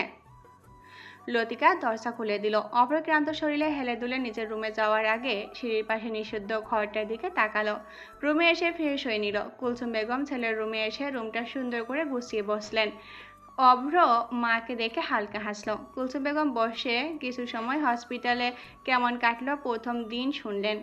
অব্র মায়ের চোখে আর সেই কঠিনতা দেখতে পেল না। মনে হলো এই মানুষটার চোখে মুখে মায়া ছাড়া আর কিছুই নেই। অব্র মায়ের পাশে বসে জিজ্ঞাসা করলো, ঠিক আছে আম্মু। কুলসুম বেগম হালকা হাসলেন। ছেলের হাতে হাত রেখেই বললেন, তোমার মা ভীষণ কঠিন মানুষ, তাই না? খুবই খারাপ। এমনটা কেন বলছো আম্মু? আমি তো তেমনি, তাই না অভ্র? তোমার বাবাও তো সেই জন্য আমাকে ছেড়ে চলে গিয়েছিল। আর আমার আসিফ, তোমার ভাইও তো অভিমান করে আমাকে ছেড়ে চলে গিয়েছে। আমি আমার ছেলেকে শেষ একটু ছুঁয়েও দেখতে পারলাম না। এই হাতগুলো দিয়ে তাকে মানুষ করেছিলাম। ছোট ছোট হাত পা নাড়িয়ে সে কোলে উঠতে চাইতো। মা মা বলে গলায় জড়িয়ে ধরত। সেই ছেলেটা বড় হলো। আমার বাধ্য ছেলেটা কেমন অবাধ্য হয়ে গেল। তাও সে থেকে যেত। সে মাকে না বলে তো বের হতো না। সেই ছেলে মাকে ভুলে বউকে সেই জায়গা দিয়ে বসলো।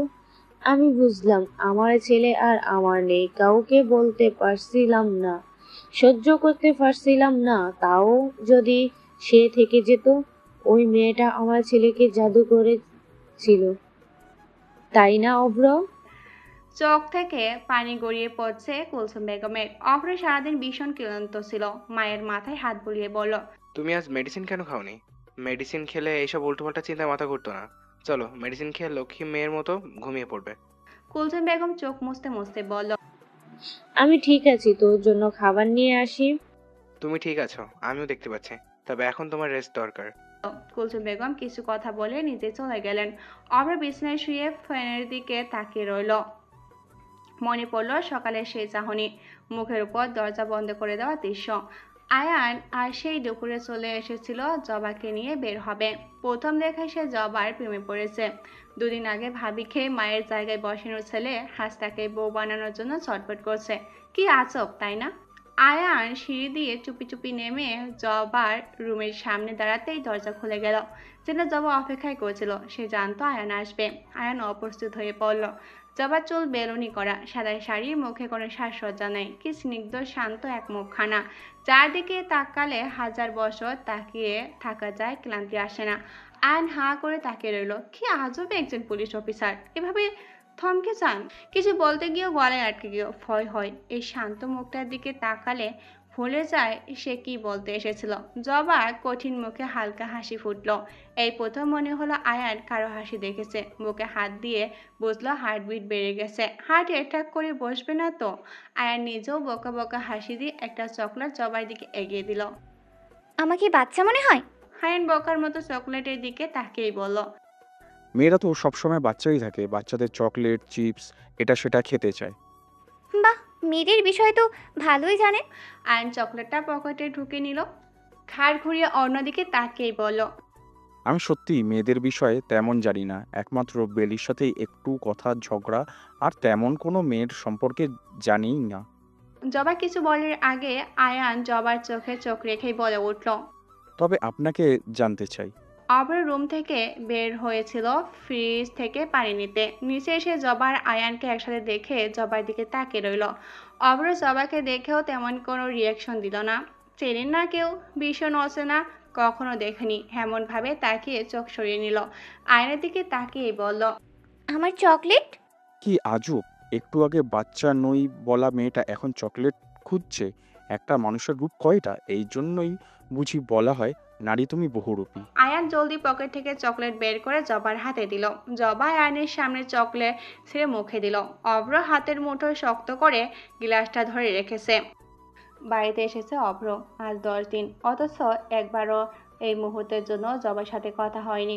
বলা কি উচিত? জবাকে দেখে তো মনে হয় জবা ওকে চেনে না। জবা কি ভুলে গেছে? মনে রাখারও তো কথা নয়।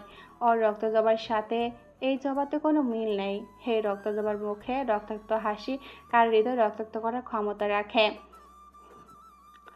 শুভ্র আয়নের দিকে তাকিয়ে বলল, আয়ান, এত রাতে এখানে? আয়ান শুভ্র থেকে 7 দিনের বড়, অথচ আয়ান মনে করে এটাই 7 বছরের। আয়ান চোখ ধরা পড়ার মতো করে অব্রের পাশে এসে দাঁড়ায়। জবা আস্তে করে অব্রের চোখের সামনে দরজা বন্ধ করে দিল। এই চোখের বুঝি সবাই সর্বনাশ লেখা। সেই ফজরের আজান পরে নাস্তা বানানো শুরু করেছে জবা একা হাতে, অথচ মুখে চোখে ক্লান্ত নেই, চোখে মুখে শুধু নীরবতা।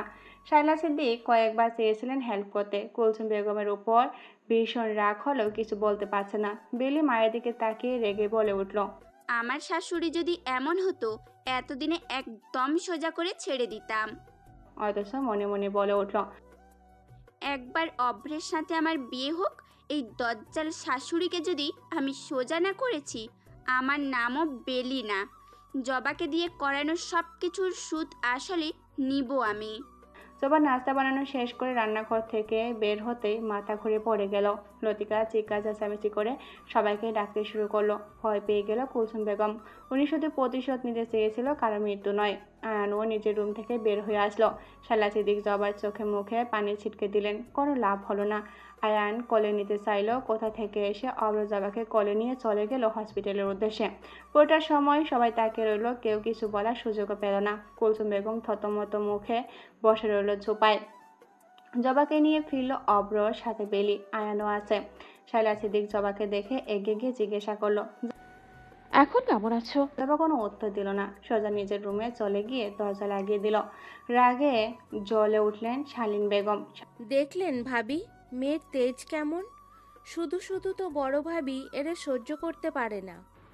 আহ ছোট, এখনো তোর ওর পিছে লেগে থাকতে হবে? হয়তো ভালো লাগছে না তাই চলে গেছে। শালীন মুখ ভেঙচি মেরে বলল, আহ, যত আদর ভালোবাসা তোমার, একদিন না এই আদর ভালোবাসা তোমার কাল হয়ে দাঁড়ায়। অব্র মায়ের সামনে একটা কাগজ রেখে বলল, পড়ে নাও। কুলসুম বেগম রেগেছিলেন। হসপিটালে নিতে হলে অন্য কেউ ছিল, তবে একবার কাগজের দিকে তাকিয়ে দ্রুত হাতে তুলে নিল। সেখানে স্পষ্ট জলজল করছে। জবা প্রেগনেন্ট? কুলসুম বেগম মাথায় হাত দিয়ে অব্রের দিকে তাকিয়ে আবার বলে উঠল, অব্র মেয়েটা প্রেগনেন্ট। কুলসুম বেগমের দিকে সবাই অবাক দৃষ্টিতে তাকালো। হারায়ান আয়নের মনে হলো দুনিয়াটা ঘুরে গেছে। সদ্য প্রেম এত বড় সেকা। কুলসুম বেগম কঠিন চোখে তাকিয়ে রইল কাগজটার দিকে। কাল রাতে অব্রের সাথে লাস্ট কথাগুলো জবাকে নিয়েছিল। উনি বলেছিলেন লতিকার দেবরের সাথে জবার বিয়ে দিবেন। এই ঝামেলা আর কাঁধে রাখতে চান না।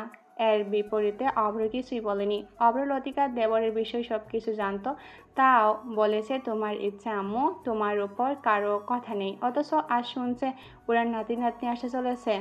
এত এত কঠিনত্ব সত্ত্বেও কুলসুম বেগমের মুখে হাসি ফুটে উঠল। আমার আসিফ বাবা হবে অব্র। অব্র কিছু না বলে মায়ের পাল্টে যাওয়া মুখটার দিকে তাকিয়ে আছে। কঠিন মানুষটা এই একটা কথায় কেমন বরফের মতো গলে গেছে। চোখে মুখে আনন্দ চলচল করছে। মানুষ এমন কেন?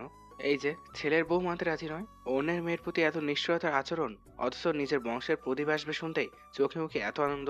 তাকে মানতে রাজি নয়, অথচ তার ভেতরের মানুষটাকে আপন করে নিতে কোনো আপত্তি থাকে না।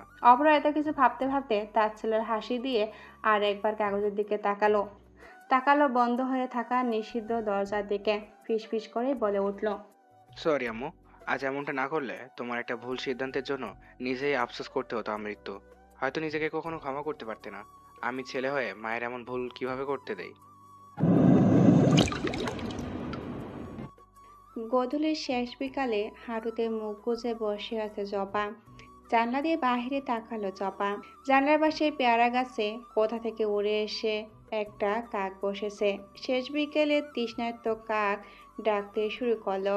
কুচকুচে কালো কাকটা ডাকতে ডাকতে এক পর্যায়ে ক্লান্ত হয়ে এক ডাল থেকে অন্য ডালে বসে এদিক ওদিক দেখতে লাগলো। সন্ধ্যার আগ মুহূর্তে কাক ডাকা অশুভ, কিছু বলে মানে সবাই। খট করে দরজা খুলে কেউ প্রবেশ করলো। জবা শুনলো সেই শব্দ, তবে মাথা তুলে তাকালো না। জবা? জবা হাঁটু থেকে থুতনি উঠিয়ে ঘাড় বাঁকা করে তাকালো। শাইলা সিদ্দিকী মিষ্টি হেসে জবার দিকে একটা শাড়ি এগিয়ে দিয়ে বলল, কাপড়টা চেঞ্জ করে নাও। গোলাপি ফুলের কাছের মধ্যে একটা শাড়ি শাইলা সিদ্দিকীর হাতে। শাইলা সিদ্দিকী জবার তাকানোর মানে বুঝলেন। জবার বিছনার পাশে বসতে বসতে বলে উঠল, ভয় নেই, বড় ভাবি নিজে আমাকে দিয়ে পাঠিয়েছেন। জবা সন্দিহান দৃষ্টিতে তাকালো শাইলা সিদ্দিকীর দিকে। মহিলাটি কি আসলেই এত ভালো, নাকি সবটা ছন্নার আড়ালের রূপ? অতি ভদ্রতা, ভালো মানুষের মাঝে যে আসল সত্যি লুকিয়ে থাকে মুখোশের আড়ালে ভয়ঙ্কর রূপ। আমি এটাতেই ঠিক আছি। বড়ভাবে বলেছে আজ থেকে তুমি আর সাদা শাড়ি পরবে না, আর তোমার রুমও চেঞ্জ করা হয়েছে। জবা কোনো প্রতি উত্তর করল না। শাইলা সিদ্দিকী খুঁজে পেল না আর কি বলবেন।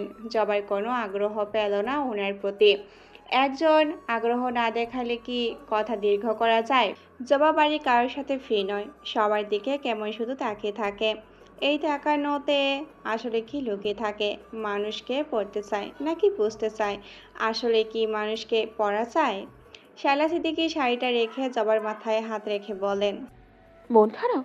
জবা মিষ্টি হাসলো। এতক্ষণ মেঘে ঢাকা মুখটায় এই হাসিটা চমৎকার দেখাইলো।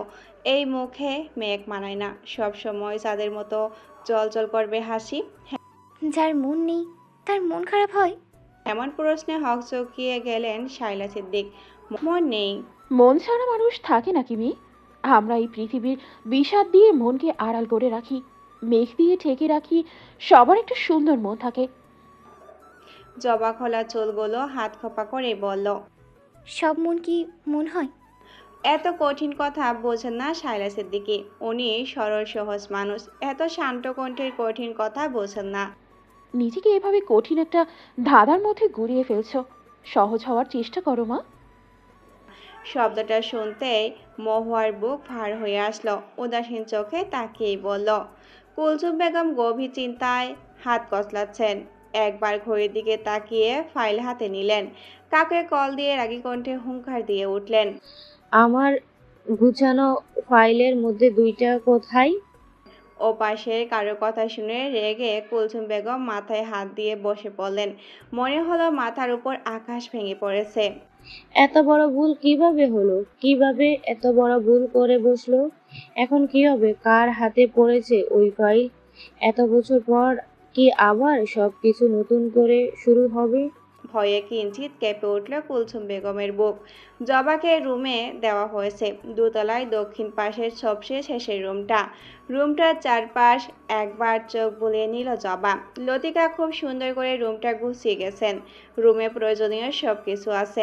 একটা আলমারি, ড্রেসিং টেবিল, একটা ছোট্ট টোল, বইয়ের বক্স বিছানায়।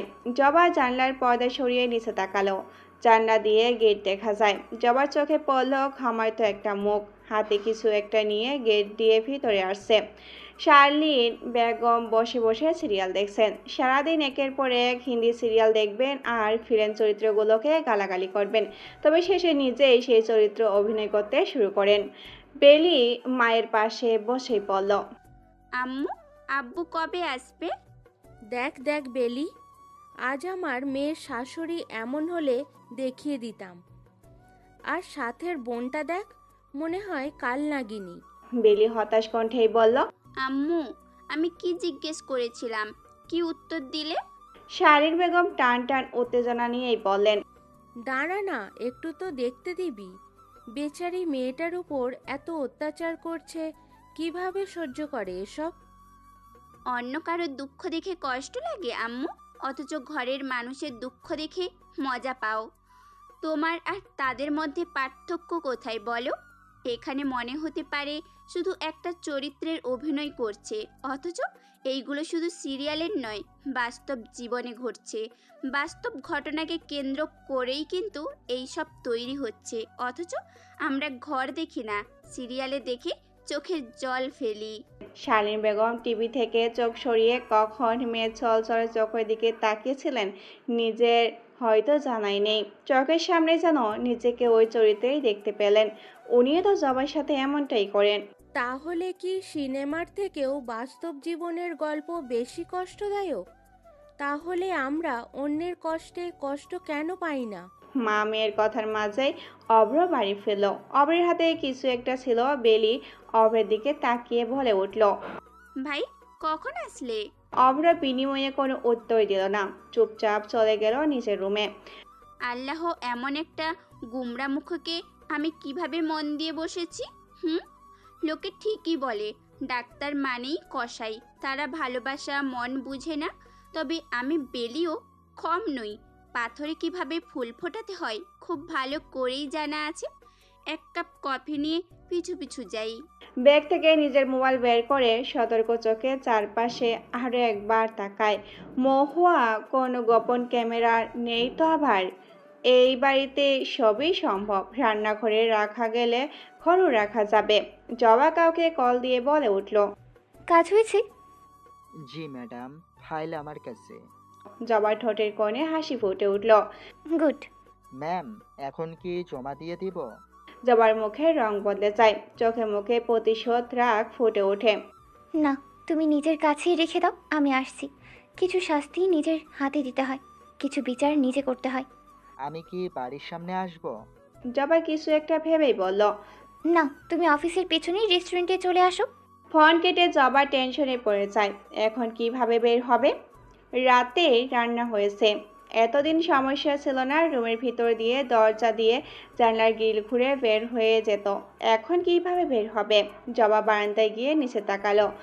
পাইপ পেয়ে নামতে হবে। সাদা শাড়ি পাল্টে একটা টপ জিন্স সাথে ক্যাপ আর মাস্ক পরে নিল। বারান্দায় এসে অন্ধকারে পাশের ব্যালকনির দিকে তাকালো।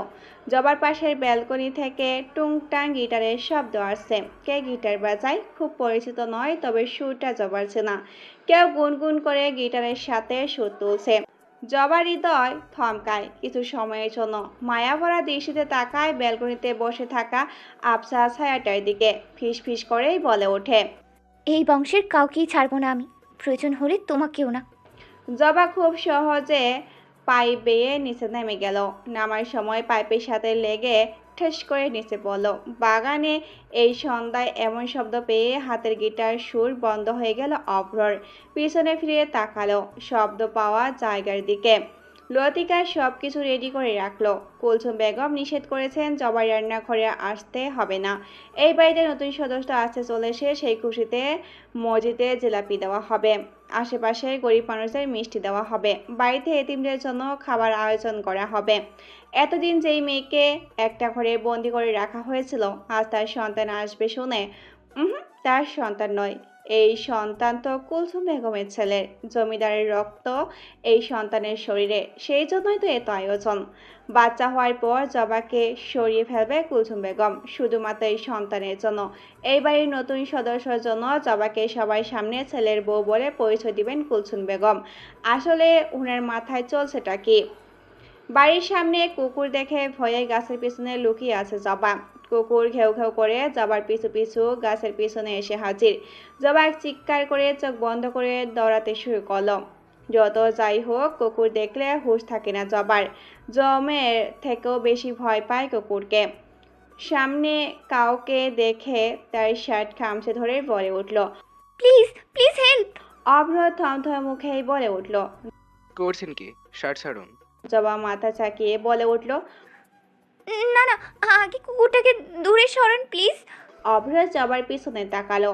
দূরে একটা কালো কুকুর দাঁড়িয়ে আছে, তাকিয়ে আছে ডেভ করে ওদের দিকে। আপনার আর আমার থেকে অনেকটা দূরে কুকুর, আপনি প্লিজ সরে দাঁড়ান। জবা পেছন ফিরে তাকালো, কুকুর লেজ নেড়ে চলে যাচ্ছে। জবা ছটপট অভ্রকে ছেড়ে দিল। চোখ তুলে শরীর বলার আগে মুখ বন্ধ হয়ে গেল। ভয়ে থরথর করে কেঁপে উঠল শরীর। চোখের কালো চশমাটা হাত দিয়ে ভালো করে দিয়ে উল্লো করে ঢাকতে শুরু করলো। অভ্র একবারের জন্য তাকালো না জবার দিকে। শার্টের হাতা ঠিক করে নিজেও উল্টো দিকে হাঁটতে শুরু করলো।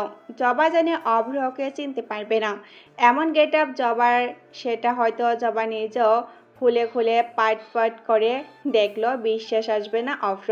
সবসময় সাদামাটা থাকা মেয়েটা আজ পরিণত এমন কেন? নিজের উপরে হাসতে শুরু করলো জবা। দেখা যায় আয়নের অবস্থা খারাপ। সেই যে শুনেছে জবা প্রেগনেন্ট, তারপর থেকে বেচারার খাওয়া দাওয়া সব বন্ধ। আজও কোনো কাজেও কোনো মন নেই।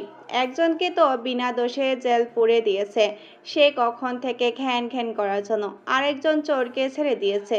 কি হচ্ছে, কি করছে আয়ান তো এমন নয়, নিজের মন আর নিজের উপর যতই সে কন্ট্রোল রাখতে পারে, অথচ আজকাল ওর মন আর চোখ কোনোটাই ওর কথা শুনছে না। মন বলে, অফিসের বাচ্চা আর আমার বাচ্চার মধ্যে পার্থক্য কি? বাবা আর চাচা তো একই। অফিসের বাচ্চা মানে আমার বাচ্চা। আমার কোনো সমস্যা নেই। চোখ বলে জবাবের হাসি হাসি মুখটা একবার দেখতে কি একটা অবস্থা। শুধু হাসি নয়, জবা কাঁদলে কেমন লাগে, মন খারাপ করলেও কেমন লাগে, খিলখিল করে হাসলে কেমন লাগে। আয়ান এইসব ভাবতে ভাবতে ক্লান্ত, কল্পনায় এক রকম বানিয়ে নিচ্ছে। আচ্ছা, দুদিন পর কি লোক ওকে পাগল বলবে? বলবে দেখো পুলিশ অফিসার আয়ান চৌধুরী। ভাবি পাগল, ভাবি পাগল থুক্কু। ভাবি নয়, বউ হবে। বিয়ে হয়নি, হবে। বউ পাগল হয়ে গেছে, অফিসেও বউকে সামনে বসিয়ে রাখছে।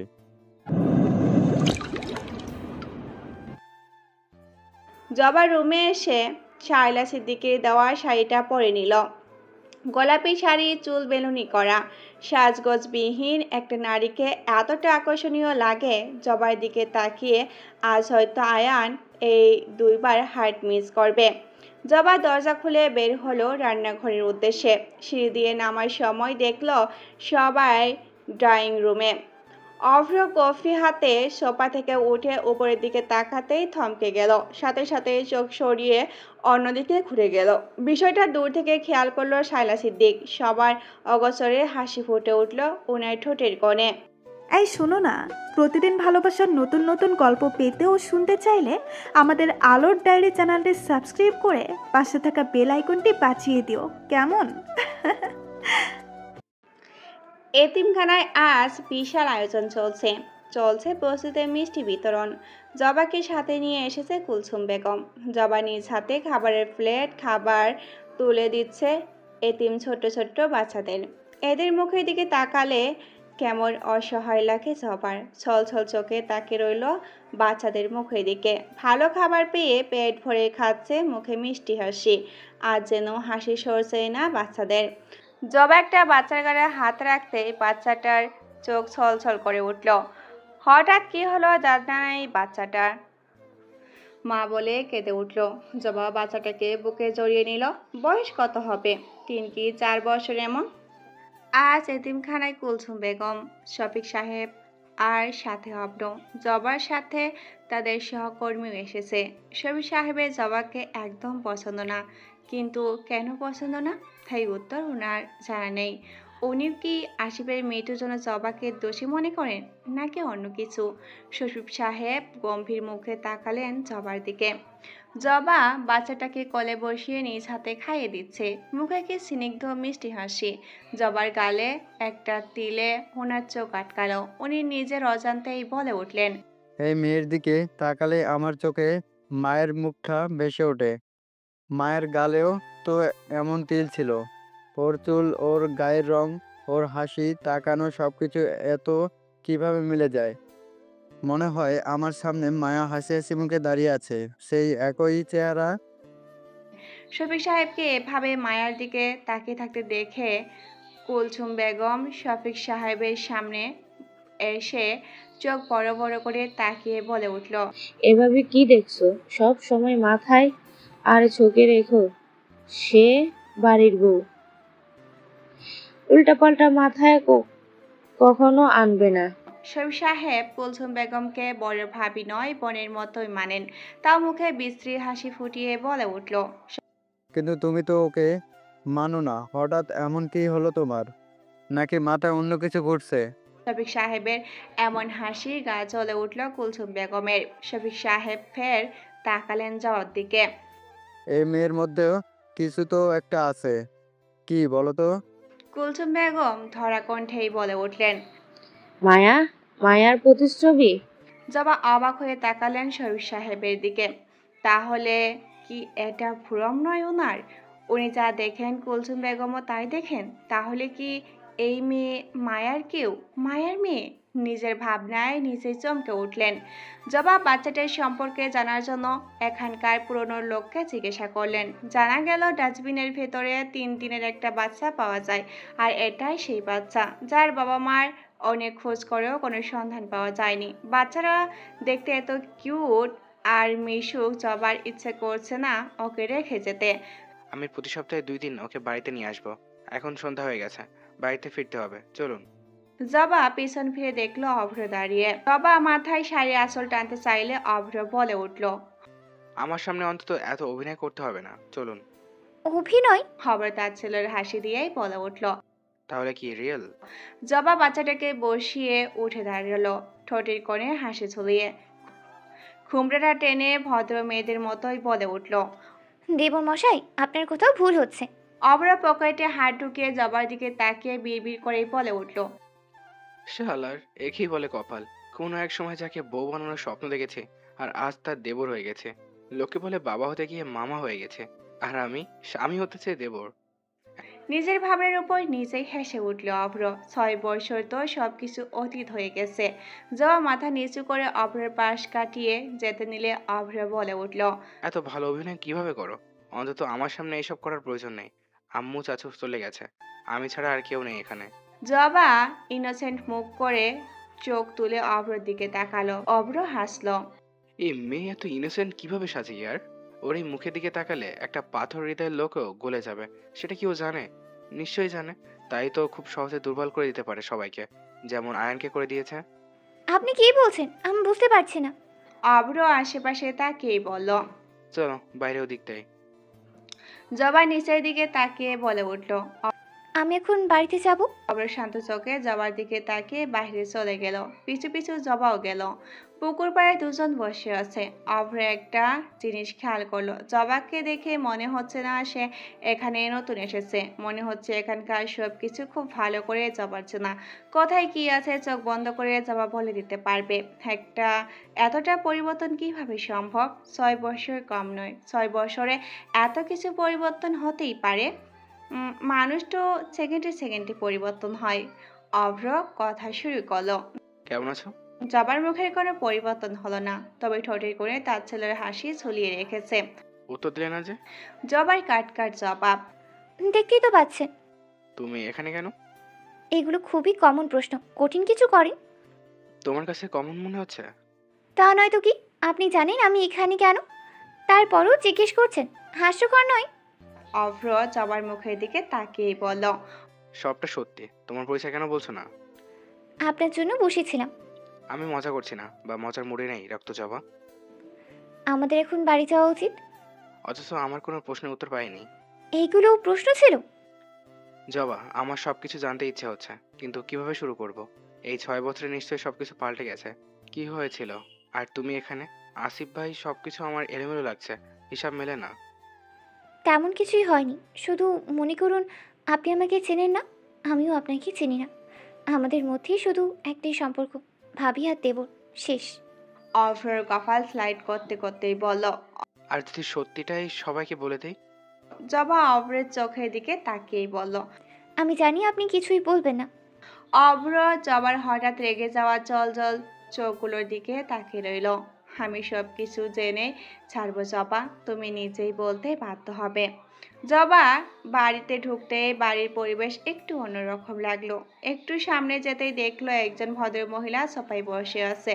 জবার পিছু পিছু অভ্র বাড়িতে ঢুকলো। জবার পাশ কাটিয়ে এমনভাবে গেল যেন কেউ কাউকে চিনেই না, বা এখানে কেউ আছে কিনা অভ্র জানেও না। ভদ্রমহিলা অভ্র দিকে তাকিয়েই বলল, অভ্র না? মাশাআল্লাহ, কত বড় হয়ে গেছো। অভ্র হালকা হেসেই বলল, কেমন আছে খালামণি? এই তো আলহামদুলিল্লাহ, তুমি কেমন আছো অভ্র? আলহামদুলিল্লাহ ভালো। অভ্র সিঁড়ি দিয়ে ওঠার সময় কেউ একজন দৌড়ে সিঁড়ি দিয়ে নামার সময় চোখাচোখি হলো।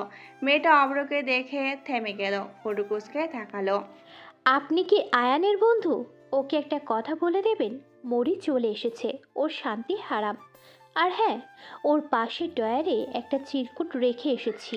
অভ্র বিরক্তকর মুখে মেয়েটার দিকে তাকিয়ে হন করে উঠে গেল। মরি ঠোঁট উল্টে বলে উঠল, আয়ানের বন্ধু দেখি ওর থেকেও না কুচু। জবার ড্রয়িং রুমের দরজায় দাঁড়িয়ে সবকিছু চোখে নোট করে নিল। শায়লা সিদ্দিক জবাকে দেখে এগিয়ে আসলেন, হেসে পরিচয় করিয়ে দিলেন ওনার ছোট্ট বোন হানার সাথে। জবা হানার দিকে কিছু সময় তাকিয়ে রইল। হানা জবার দিকে তাকিয়ে ভীতু চোখে একবার শায়লার দিকে তাকালো।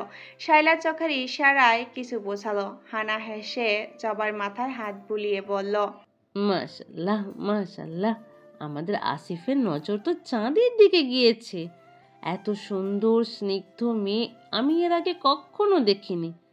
দেখো আমার মেয়ে মৌরি। জবা মৌরির সাথে পরিচিত হতে চাইলে মৌরি তেমন আগ্রহ দেখালো না, মোবাইল নিয়ে ব্যস্ত হয়ে পড়ল। শায়লা সিদ্দিককে জবা হেল্প করতে চাইলে শায়লা সিদ্দিক নিষেধ করলেন। বাড়িতে এত এত কাজের মহিলা থাকতে জবা রান্নাঘরে আসলে কুলসুম বেগম রেগে যাবেন। উনি কোনোভাবেই রিস্ক নিতে চান না জবার প্রেগনেন্সির বিষয়। এই বাচ্চা যেভাবেই হোক দুনিয়ার আলো দেখতেই হবে। এতে কুলসুম বেগমের কিসের প্ল্যান? শায়লা সিদ্দিক জবাকে বলে দিল, হানা আজ রাত থেকে কাল সকালে চলে যাবে, আর মৌরি পরীক্ষা শেষ, তাই কয়েকদিন থাকবে। তোমার আরেকটা ননদ ভাবতে পারো, বেলির মতো। জবা আর চোখে বেলিকে খুঁজলো চারপাশে। বেলি আয়নের সাথে বাহিরে বসিতে গিয়েছিল, এখনো আসেনি। রাতে বেলি একা বাসায় আসতেই ওর সামনে দাঁড়ালো কুলসুম বেগম। বেলি ভয়ে চুপসে গেল। কুলসুম বেগম শারীন বেগমকে বলে উঠল, কেমন শিক্ষা দিয়েছো মেয়েকে? কিভাবে একটা চৌধুরী বাড়ির মেয়ে চলাফেরা করে তাই জানে না, বড়দের কথা তো একদম শোনে না। আমাদের বংশের মেয়েদের এমন চলাফেরা দেখলে ঠ্যাং ভেঙে দিত। বেলি একবার মায়ের দিকে তাকিয়ে কুলসুম বেগমের দিকে তাকিয়ে বিড়বিড় করে বলে উঠল, তাই তো ভাবি, আপনার এখনো ঠ্যাং আছে কেন? কুলসুম বেগম রাগে হুঙ্কার দিয়ে বলে উঠল, কি বললে? ভয়ে যাবার দু হাতে মুখ চেপে ধরল। এটা সে কি করে দিল? এই মুখ যেখানে সেখানে সামলাতে পারে না বলে কবে যে ফাঁসি রশিতে ঝুলে যায়। আজকে বুঝি সেই ফাঁসিতে ঝুলানোর দিন। আয়নের গাড়ির সাথে এসে ধাক্কা খেলো একটা গাড়ি। আয়ন গাড়ি থামিয়ে ফোনে কথা বলছিল। ভয়ে ভয়ে তাকালো জবা, আর একটু হলেই অ্যাক্সিডেন্ট করে বসতো। ধরা আজকে খেত। লম্বা একটা নিঃশ্বাস নিয়ে বুকে হাত দিল। তবে অন্য গাড়ির সাথে ধাক্কা খেয়েছে, কে জানে গাড়ির মালিক কেমন। অনেক কষ্টে দুতলায় বারান্দা দিয়ে ওভার ব্যালকনি টপকে সবার চোখ ফাঁকি দিয়ে বের হয়ে গেছে। আয়ান মোবাইল পকেটে রেখে গিয়ে গাড়ির গ্লাসে থাপ্পড় দিয়ে গ্লাস নামাতে বলল। জবা গাড়ির বাইরে তাকিয়ে থমকে গেল। একটা থেকে বাঁচতে না বাঁচতে আরেকটা ঝামেলার সামনে। জলদি মাস্ক আর টেপ পরে নিল। গাড়ি চালাতে না পারলে বের হন কেন? এখানে আমার দোষ কোথায়? আপনি গাড়ি সাইড করে রাখবেন না? আমি তো সাইডেই রেখেছিলাম, নিজে অপরাধ করে আমার দোষ দিচ্ছেন। আমার জলদি ছিল, আমার আম্মু হসপিটালে ভর্তি আছে, আমাকে যেতে হবে। এভাবে কিভাবে যাবেন? ভুল করেছেন, ক্ষতিপূরণ দিয়ে যাবেন। আপনার গাড়ি তো কিছুই হয়নি, ক্ষতিপূরণ কেন দেব? আপনি নেমে দেখুন। জবা এখনই নামলেই ধরা পড়বে, তাই বলে উঠল, ঠিক আছে, ক্ষতিপূরণ কত বলুন, আমি বাসায় গিয়ে পাঠিয়ে দেব। আপাতত আপনাকে শুধু আপনার মায়ের জন্য ছেড়ে দিচ্ছি। আগে হসপিটাল যান, তবে নাম্বার আর আপনার মাস্ক খুলুন, একটা ছবি তুলে রাখবো যেন দেখলেই চিনতে পারি আমি একজন পুলিশ অফিসার। হ্যাঁ, আপনাকে বের করা তেমন কিছু না। মাস্ক খোলার কথা শুনতেই ভয়ে জমে গেল জবা। কি হলো, জলদি খুলুন। আর আপনার আম্মু কোন হসপিটালে ভর্তি, নাম বলুন। বাঁশ বাঁশ বাঁশ। জবা আজ খুব ভালো করেই বাঁশ খেতে যাচ্ছে।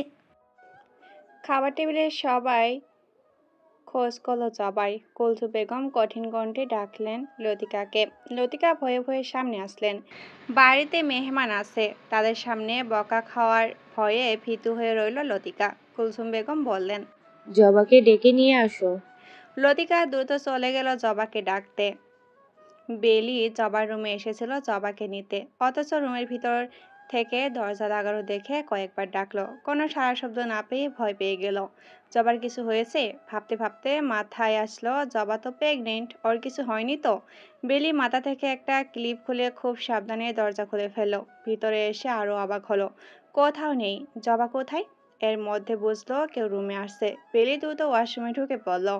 লতিকা দরজা খোলা দেখে রুমে ঢুকে জবাকে ডাকতে শুরু করলো। ওয়াশরুমে পানির শব্দে বুঝলো জবা ওয়াশরুমে। লতিকা জবাকে ডেকেই বলল, বড় ম্যাডাম বলছে তাড়াতাড়ি খাওনের টেবিলেও আইতেন, আমি গেলুম। লতিকা চলে যেতেই লম্বা একটা শ্বাস ফেলল বেলি। আজ তো একটা কেলেঙ্কারি ঘটেই যেত। এখন ভেতর দিয়ে দরজা লাগানো, অথচ ভেতরে জবা নেই। কোথায় গেল আর কিভাবে? বেলি ভেতরে দিয়ে দরজা লাগিয়ে ভেতরে জবা সেজে বসে রইল। কেউ যেন বুঝতে না পারে জবা বাড়িতে নেই। আর অপেক্ষা করতে লাগলো জবার। দ্রুত পাইপ দিয়ে উঠে গিয়ে হাত কিছুটা কেটে গেছে জবার। তার উপর বাগানে কেউ বলে উঠল, চোর চোর, পাইপ বেয়ে চোর বাড়িতে ঢুকে পড়ছে। জবা ভয়ে নিজের রুমের বেলকনিতে না গিয়ে অভ্রর বেলকনি দিয়ে ওর রুমে ঢুকে পড়ল। অভ্র মাত্র ওয়াশরুম থেকে বের হয়েছে, ভেজা শরীরে, কোমরে ভারী তোয়াল জড়ানো ছাড়া আর কিছুই নেই। জবা এক ঝামেলা থেকে বাঁচতে আরেক ঝামেলায় এসে পড়ল। অভ্র শরীরের দিকে তাকিয়ে চোখ মুখ খিচে এক চিৎকার দিল। অভ্র নিজেও ভয় পেল। বাড়িতে চোর ঢুকেছে, তাও আবার পাইপ বেয়ে। সে চিৎকার চেঁচামেচির জন্য কেউ খেয়াল করলো না অভ্রের রুম থেকে মেয়েলি কণ্ঠের চিৎকার। তবে পাশের রুমটা তো জবার, সেখানে বেলি আছে। বেলির কানে ঠিকই গেল অভ্রের রুম থেকে জবার চিৎকার। অভ্র জবার মুখ চেপে ধরে আছে। জবা দেওয়ালের সাথে লেপ্টে আছে। ওর এক হাত দেওয়ালে শক্ত করে ধরে আছে অভ্র, অন্য হাতে মুখ। জবা মাথা নাড়াতে লাগলো ছেড়ে দেওয়ার জন্য। অভ্র বলে উঠল, একদম শব্দ করবে না। এমন বনের মতো বালকনি দিয়ে কোথা থেকে এসছো? জবা রাগি চোখে তাকালো। মুখে হাত দিয়ে চেপে ধরে প্রশ্ন করে, তাহলে উত্তর কিভাবে দেব? অভ্র উত্তরের অপেক্ষা করতে জবা অভ্রের হাত কোমরে বসিয়ে দিল। অভ্র হাত সরিয়ে নিল। হাত চেপে ধরে ব্যথায় কুকড়ে উঠেই বলল, জংলি বিড়াল।